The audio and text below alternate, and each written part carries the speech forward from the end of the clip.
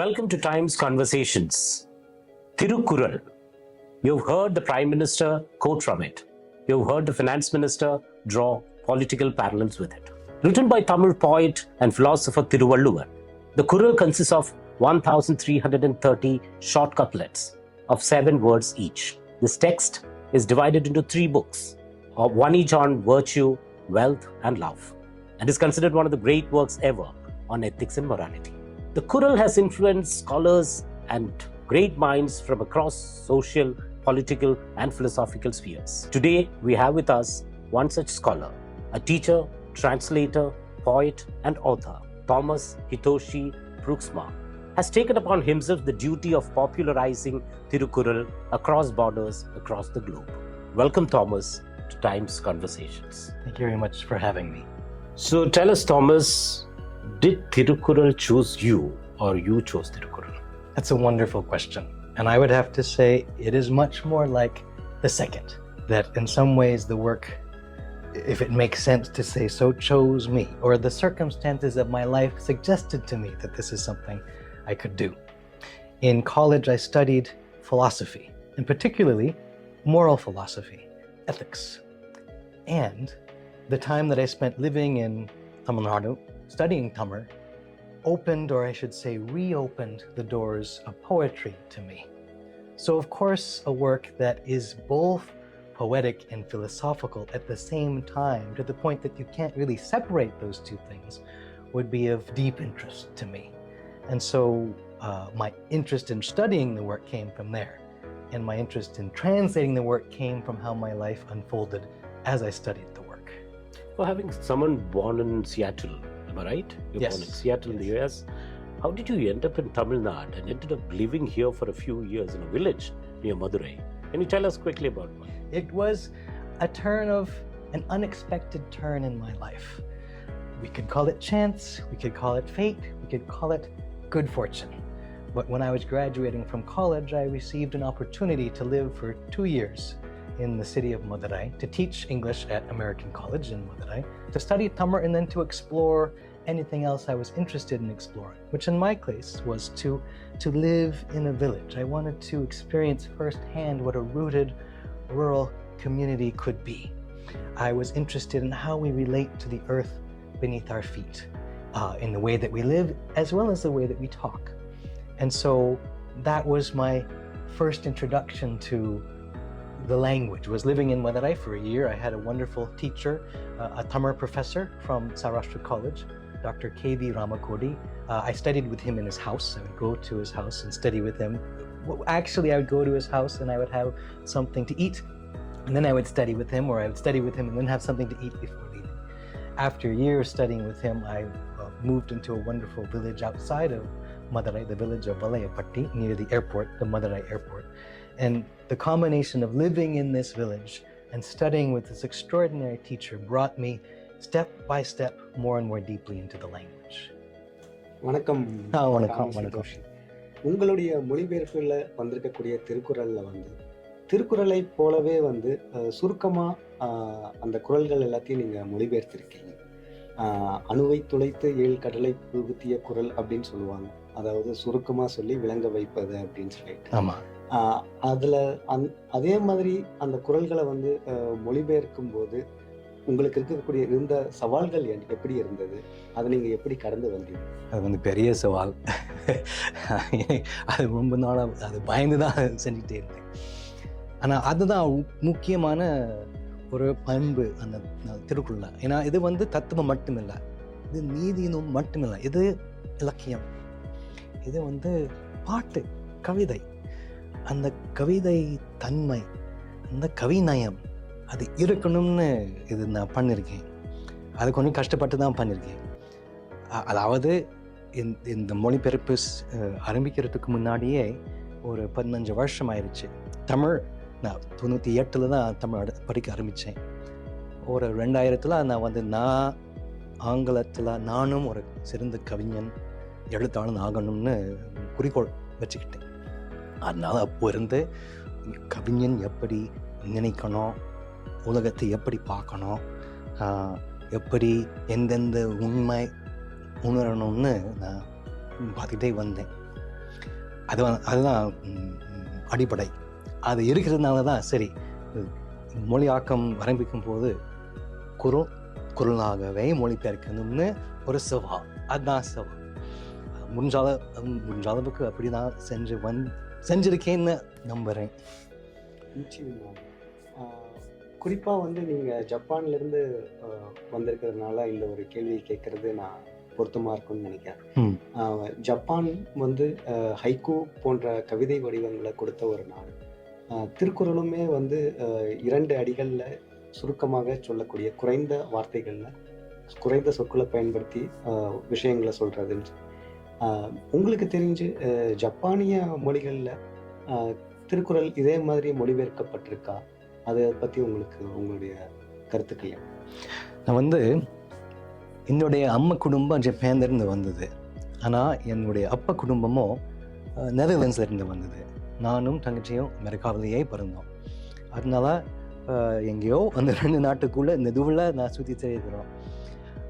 இன்னொரு விஷயம் என்னென்னா, எங்கள் அம்மா 2ஆம் உலகப் போர் நடந்த பிறகு தான் பிறந்தாங்க. அதனால தாத்தா பாட்டி அம்மாவோட ஜாப்பனீஸ்லாம் பேச மாட்டாங்க. அதனால அம்மாவுக்கு ஜாப்பனீஸ் வரல, எனக்கும் வரல. தங்கச்சி கொஞ்சம் படிச்சிருக்கா, பரவாயில்ல பேசுவாள், எனக்கு வரல. அதனால அந்த இதை பற்றி பேசுகிறதுக்கு நான் ரொம்ப தகுதி இல்லை. ஆனால் ஹைக்கூவை பற்றி கொஞ்சம் தெரியும். ரொம்ப சுருக்கமாக சொல்கிறது, அழகாக சொல்கிறது. ஹைக்கூ ஆனது வாக்கா என்கிற ஒரு யாப்பிலக்கண வடிவத்திலிருந்து வந்தது. அது வந்து 5 அடி இருக்கும், 5 வரி இருக்கும். ஹைக்கூ ஆனது அந்த கடைசி 3 வரி மட்டும் வச்சுக்கிட்டு ஒரு வடிவம். தமிழ்லையும் வெண்பா இருக்கு. அது ஔவையார் அருளிய வெண்பா இருக்கு, எடுத்துக்காட்டு. அதில் வந்து 4 வரி இருக்கு, 4 அடி இல்லை ஒரு 3 நம்ம சொல்லலாம். குரல் வெண்பா ஆனது அந்த 2 அடி இல்லாமல் 2 கடைசி 3 4 நம்ம சொல்லலாம். இல்லை அவ்வளோதான், அந்த ஒரு அடி ஒரு வரி ஒரு பாதி அவ்வளோதான் நிற்குது. அதனால ஜாப்பனீஸ் மொழிலையும், அதாவது ஹைக்கூவானது அதுலேயும் குரல் வெண்பாலையும் எதே சவால் இவ்வளவு சுருக்கமாக அழகாக சொல்ல முடியுமான்னு பார்ப்போம். அதுதான் சவால் அந்த கவிஞருக்கு. Thomas, many people want to read Thirukkural, learn Thirukkural. Several people try to read it, but then, they don't complete it or they don't go too far because they find it very difficult to comprehend. And those who have tried to go further have found that it's an extremely pleasant experience, and they come back with a very profound understanding of the world around them. So can you give us a couple of tips on, one, what would be the right age to start learning Thirukkural, and 2, what's the best way to learn Thirukkural or read Thirukkural rather? Should I go from the first Kural to the 1330th, or should I just randomly pick things, or should I go with something that has got to do with the situation I am in and try to understand it? Which is the best way to learn? Well, I don't know if I know the very best way, but I can tell you some of the ways that have occurred to me. So to answer your first question, I think one of the most important things would be, especially with younger students, is to find those particular verses which are appealing, which can be offered not as something that a person has to do or feels a kind of compulsion to do as if for an exam, but as something that can be played with because it's playful. For example, I think a fairly young student can enjoy Tu parka tu paya tu paki, tu parka tu paya tu marai, making food fit for feeding and itself food that feeds. Rain. And maybe it's enough to have just one verse for a month. Maybe it's just enough to bring in a verse. I would love, for instance, that rather than thinking about, these are verses we have to know because it's a good thing to know them, that if teachers dare to share their love for this verse that is meaningful to them and how it has affected them or how it's helped them live their lives, then you cultivate a kind of curiosity and enthusiasm for it. There's a wonderful line from Avbayar, Hukmada Kai Bidale, which we could translate as lose no enthusiasm. Well, before you can not lose it, you have to cultivate it. You have to make people excited to learn. And so the more we can use that excitement to draw people into the work, I think, the better. Now, for an older student or even an adult who's curious about the work, my suggestion would be this. Open the book, maybe at random, and just see if there's a chapter heading that catches your attention. Or flip through it till you find a chapter heading that maybe you don't know why, but I'm intrigued. What does it have to say about the power of speech? What does Thirukkural have to say about listening, for instance, or learning? And then don't read the whole chapter. This is going to be surprising, maybe. Look through and just see maybe one of those verses will sort of stand out to you. A word, a phrase, maybe it's surprising. And just live with that verse for a day or a week and just see, how can I see examples of this in my life? Does having this verse in my heart and mind affect how I interact with people, how I look at the world? And follow your enthusiasm. Okay, that's kind of interesting. Maybe I'll learn another verse from that chapter. Or maybe there was that other chapter on, reading faces that I'm intrigued about. We talk about non-verbal communication. Right. Thirukkural has wonderful things to say about that. So take a peek and choose just one verse. My experience is that the slower you go, the faster you'll get to the end. So once you're initiated, Thirukkural will guide you through itself. I think that's true. That's been true in my life, that I've, and it's not from beginning to end, it's more like a meandering path, which is somehow the straightest path for me. Okay. Thirukkural has 3 books, right? One on virtue, one on wealth, and one on love. So you interpreted wealth as also power, Yes. right? Which of these books is your favorite and why? That's a wonderful question. And the answer to that question changes. When I began studying Thirukkural, and even when I began the translation, I had a particular fondness for the first part, Aram. But there is such practical wisdom in the second part about how we relate to each other, how we relate to leaders, how we advise leaders, how we learn, how we listen, the right time to do something, and so on. These aspects are also very compelling. And the third part, it was really only translating it that I came to begin to experience what I see as the depth of its understanding of our hearts. The love part. The love part. The way, what he has understood about the way our hearts play with us in the context of deeply committed relationships. So I'm almost tempted to say that's my favorite part. But in all honesty, I would say it's really the work as a whole, because the more that I have studied and read and, in this case translated, but I continue to think in English and in Tamil about the work, it is really the way that the book as a whole brings so many aspects of our life together and gives us a vision of what can a full life look like, where all of the aspects of our lives are integrated into a kind of harmony.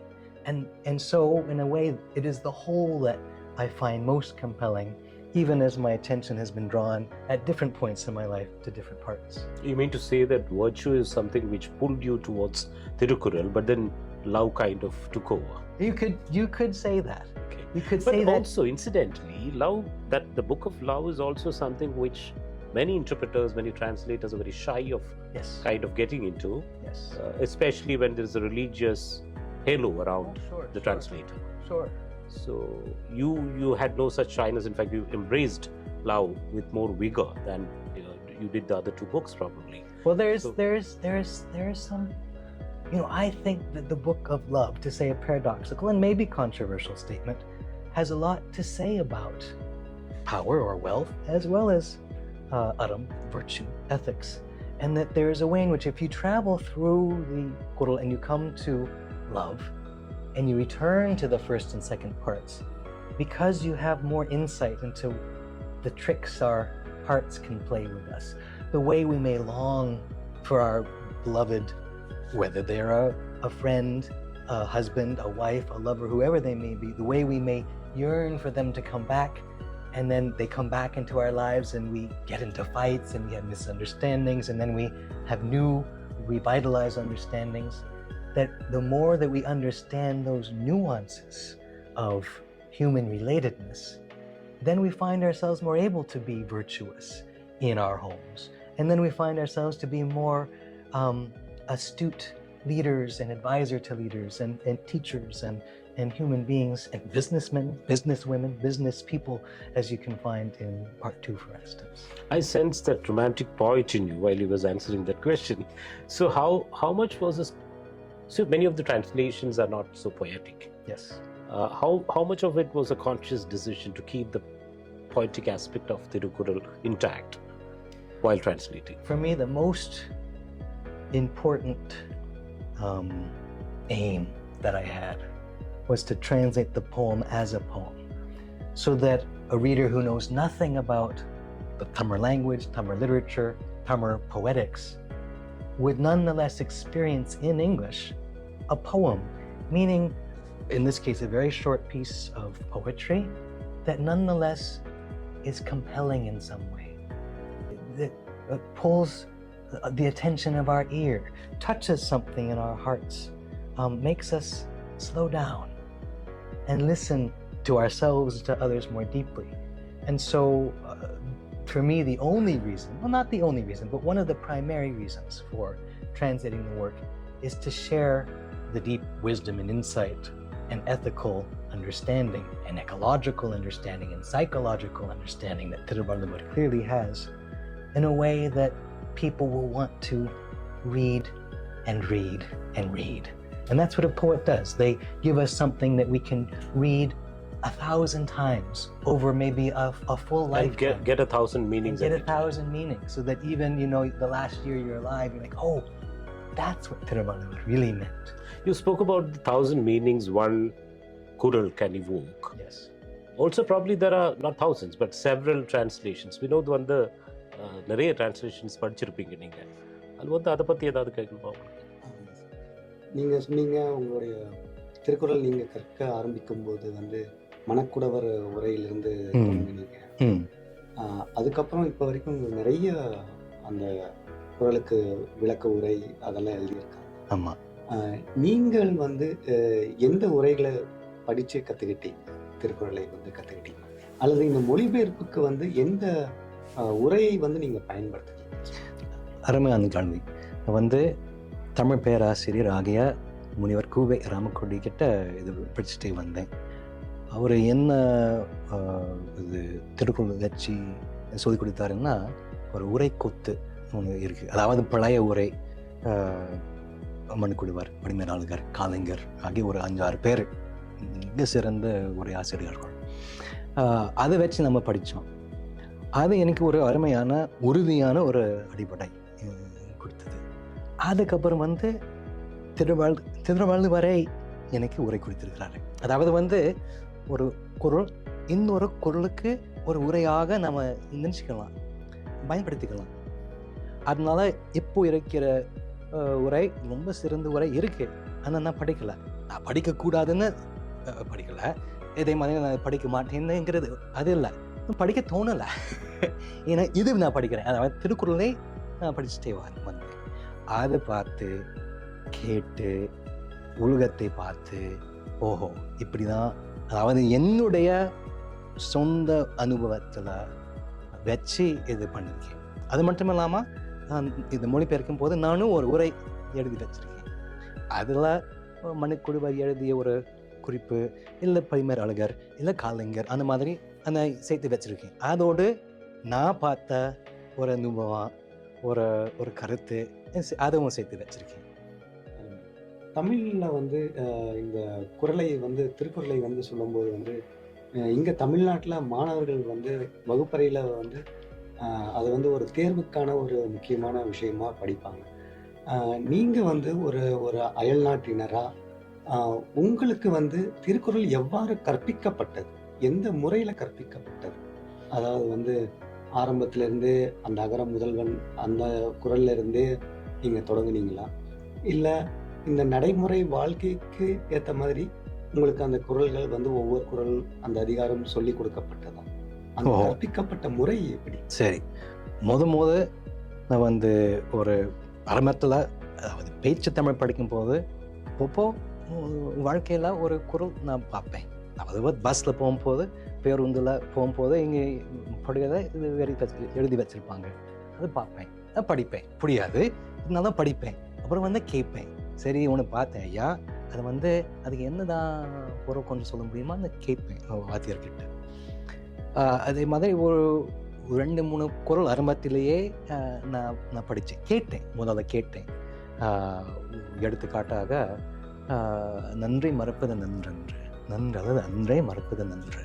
ஏன்னா அந்த பாட்டு படித்தாலே இல்லை கேட்டாலே ஓஹோ என்னமோ இருக்கு, ஆனால் வித்தியாசம் இருக்கு, விளையாட்டு தன்மை இருக்கு, இது அதை கொண்டு போய் வாத்தி கேட்டு கேட்பேன் இது. ஆனால் முழுக்க படிக்கிறதுக்கு அது அப்புறம் அது வந்து 98 படிக்க ஆரம்பித்தேன் தமிழ். அப்போ 2003 ஆண்டுலேயும் 4 ஆண்டுலேயும் அப்போ தான் முழுக்க படித்தேன். அப்போ வந்து ஆரம்பத்திலிருந்து கடைசி வரைக்கும் படித்தோம் அந்த ஊரை வச்சுக்கிட்டு. Thomas, you say that Thirukkural is one of the most profound and playful at the same time, sage wisdom. Is there any other work in world philosophy, any movement which comes near? It's a wonderful question.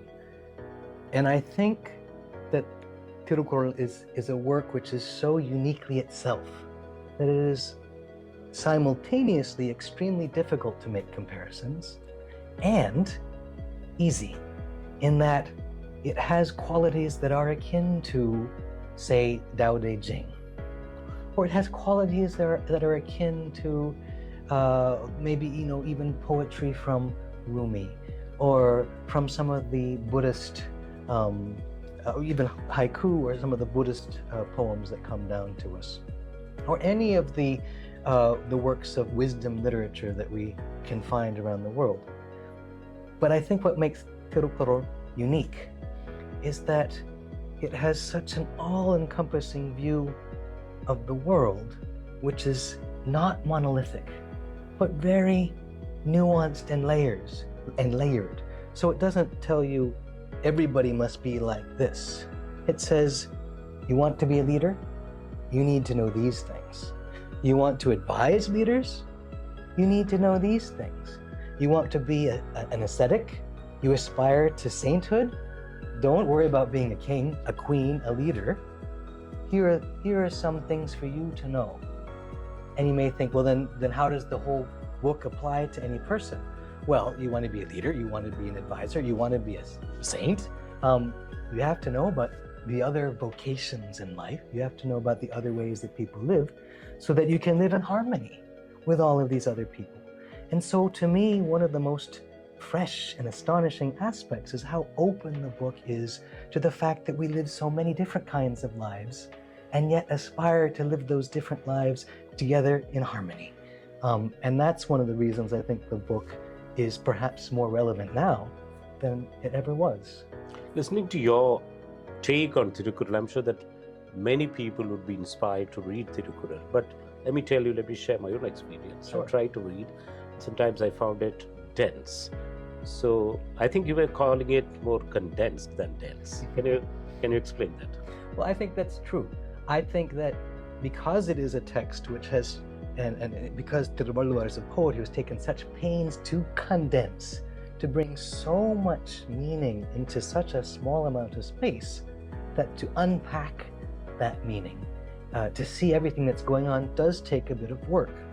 And I think it is also true that some of the verses are easier to open or open more easily than others. That's encouraging. And I think, I'm glad you take encouragement. I think, for instance, in the teaching of Thirukkural, one of the most important things is maybe not to know the most important verses, but to lead somebody into it, to lead a young mind, or a mind at any age, a mind and heart of any age, into some of those verses which are the most playful and accessible, so that you begin to learn the language of Thiruvallur. You begin to learn the patterns of thought and feeling that you actually see throughout the work. That brings us to the basic question. There's 1,330 Kurals. Can one human brain, one human mind kind of condense it to this form? In other words, is Thiruvallur one person? Or is it a group of people? Or is it a he or a she? Do we have some clarity on that? Yes, that's a great question. I feel most confident saying that in my own direct experience, limited as it may be, I hear a consistent voice throughout the Kural. A poet of consistent excellence whose capacity to experience, perceive, and express is manifest everywhere. I assume, because in Tamil literature we have both great female and great male poets from the Sangam era onwards, that we can trust the testimony of people who have said, Abbayar from the Sangam era was a wonderful woman and also a wonderful poet. Whose poems you have translated? Whose poems I've translated, both some of the poems from Sangam, that era of Abbayar, and also the medieval Abbayar. But there's two more things that I think are important. One is that it is a very plausible argument on the surface, let me put it this way, that maybe a lot of people came together and everybody took some, one person took 133 people came together and everyone took 10 verses, so to speak. Or maybe better put, a number of verses came together in this Kural form and then they were later anthologized. My difficulty with that is that Tamil from the very beginning has had a tradition of anthologies, whereby we know we have Purananura, we have Kurantogai, we know we have the names of all of these different poets, we have biographies for all these different poets. If Thirukkural was a book like that, we would know, this is the Kural written by this person, this is the Kural written by that person. But I think the more important thing is that if we tell ourselves that you can't have a person who knows all this stuff, we're selling ourselves short. We are saying, I guess I can't achieve the greatness, the excellence, the compassion demonstrated here. But if we dare to think, or at least be open to the possibility that a figure like a Thiruvallur did live and write all these poems, if he could do it, really, why couldn't you or I? Or why couldn't we at least aspire to a life of some form of complete wisdom?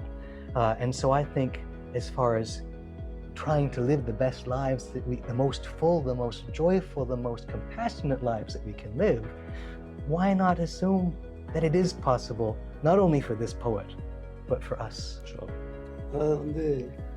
திருக்குறளை பற்றி சொல்லும்போது இது ஒரு உலக பொதுமறைன்னு சொல்லுவாங்க. அதாவது உலகம் முழுக்க எக்காலத்துக்கும் பின்பற்றக்கூடிய ஒரு வழிகாட்டி நூல் அப்படின்னு சொல்லி திருக்குறளை சொல்லுவாங்க. ஆனால் திருக்குறளில் இருக்கக்கூடிய சில அதிகாரங்கள், அதாவது கல்லூர் நாமை, புலால் மறுத்தல், இந்த மாதிரியான விஷயங்கள் எல்லாத்தையும் இன்னைக்கு இருக்கக்கூடிய மாறி வரக்கூடிய காலங்களில் அதெல்லாம் எந்த அளவுக்கு ஒரு பொருள்படக்கூடியதா இருக்கும்னு நீங்க நினைக்கிறீங்க? அந்த மாதிரி அதிகாரத்தை பார்க்கும்போது நம்ம அது எங்கே வருதுன்னு நம்ம பார்க்கணும். யார்கிட்ட அது சொல்லியிருக்காரு? சில விஷயம் இது என்ன சொல்லுவோம், என்னுடைய மொழிபெயர்ப்பில் நான் எப்படி மொழிபெயர்த்திருக்கேன்னா, ரினன்சியேஷன், துருவம். அவங்களுக்கு என்ன ஒரு மரபு இருக்குது, எப்படி வாழணும். அப்போ நம்ம சைவம் சாப்பாடு சாப்பிடணும், ஒரு உயரும் கூட நம்ம கொள்ளக்கூடாதுன்னு நம்ம நினச்சிக்கணும். ஆனால் வீரர் அப்படி நினைக்கலாமா? அது அவங்களுக்கு அது பொருத்தமான ஒரு மரபில்லை, ஒரு பொருத்தமான அது அவங்களுக்கு அறம் இல்லை. அதனால அந்த மாதிரி விஷயம் வரும்போது நம்ம அந்த எங்கே வருதுன்னு பார்க்கணும். இந்த திருக்குறள்களை இன்னைக்கும் உலகம் முழுக்க இருக்கக்கூடிய மக்களுக்கு பொருத்தமாக இருக்குமா? அவங்களுடைய நடைமுறை வாழ்க்கையில் அந்த ப்ராக்டிகாலிட்டியோடு இருக்கிறதான்னு நீங்கள் நினைக்கிறீங்களா? ரொம்ப சரி, எல்லா குரலும் இல்லை, ஆனால் சில குரல் ரொம்ப, அதாவது வந்து ரொம்ப அறிவு இல்லை ஞானம் உள்ள குரலாகவும், இதே நேரத்தில் நம்ம செய்ய முடியும், இதை நம்ம தினசரி வாழ்க்கையெல்லாம் செய்ய முடியும்னு காட்டுது. ஒரு எடுத்துக்காட்டு நான் தேடுறேன்.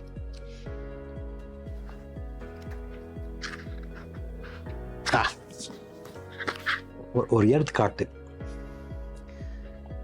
வினை தூய்மைங்கிற அதிகாரத்தில் எற்றென்று இறங்கவ செய்யறக்க செய்வானேல் மற்றொன்று செய்யாமை நன்று.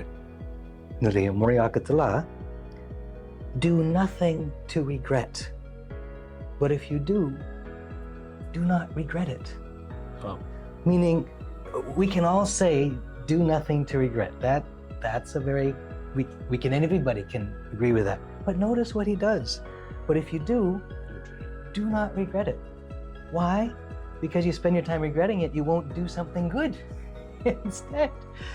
அதாவது வந்து நம்ம இது நடக்கும், சரி, எற்றென்று இறங்குவ செய்யறக்க செய்வானே, நம்ம தப்பு செய்யாமல் இருக்க விரும்புகிறோம், ஆனால் தப்பு செய்வோம். என்ன பண்ணுறது, நம்ம தான் மனுஷன், நம்ம வந்து தெய்வம் இல்லை இல்லை. அதனால சரி, செஞ்சால் பரவாயில்ல, அதை பற்றி நினச்சிக்கிட்டே இருக்கு தேவையில்லை, வேண்டாம், சரி அப்படி பண்ணிடு, சரி விட்டுடு, அடுத்த கட்டத்துக்கு போயிடுங்க. Thank you, Thomas.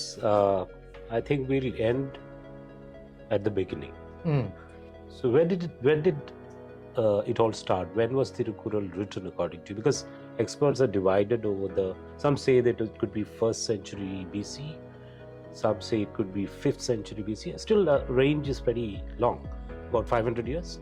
So why is it so difficult to pinpoint the time when Thiruvallur actually sat down to write this?